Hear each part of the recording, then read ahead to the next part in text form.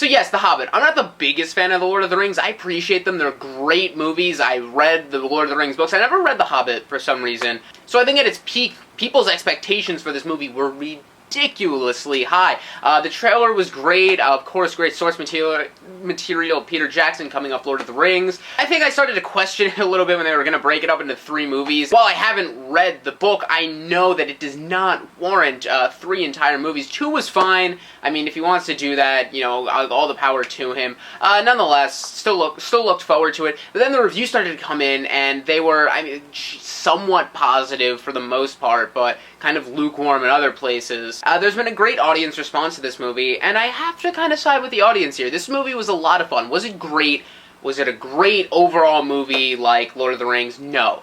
But it's a fantastic adventure. As much as Lord of the Rings is an epic, this movie is just an adventure. It's fun. It doesn't get too goofy. There are some really silly points, but The Hobbit in general is much more geared towards younger audience. Not to say they cannot be enjoyed by older people, because older people will actually probably enjoy it more. It is a lot of fun, rather whimsical at some times or another, but it also has these really dark elements. It actually kind of jumps around between being like bloody and violent and then being really goofy. But I think if you don't go in expecting this movie to be like The Lord of the Rings, then you actually have a really good time, because it is a lot of fun. You do feel its length, but I mean, these are some of the movies that I don't mind being long. I actually don't really mind long movies. First hour, I mean, it does drag a little bit. I didn't dislike it. I didn't really want the whole movie to be like that. It felt like it was kind of trudging through the beginning parts. But the last hour and a half, and, you know, even that middle time, it just really picks up. Really, like, the last solid hour of this movie is just fantastic. You could just tell everybody was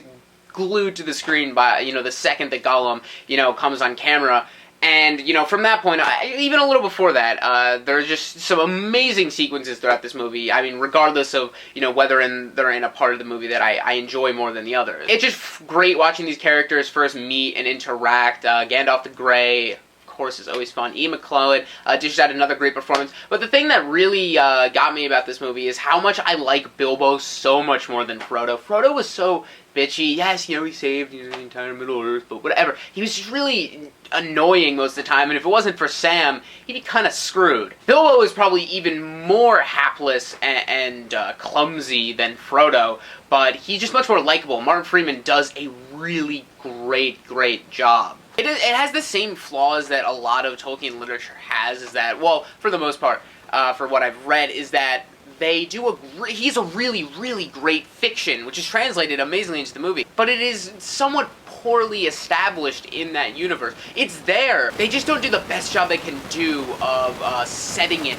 throughout the film, because there's just a loss of the grasp of what's happening. It is a flawed movie. It doesn't carry very well at times, and doesn't really establish scope or importance, which was another flaw from the past series. We're not entirely sure why this whole adventure really matters. And that kind of adds the more sense of just like, okay, this is just a fun little story, because the main storyline, while it's good and all, it's just not nearly as interesting as the little side stuff that is building up to Lord of the Rings, because they start mentioning the Witch King of Angmar and Sauron, and that's really cool. Christopher Lee is back in there. Hugo Weaving, who is just so cool, as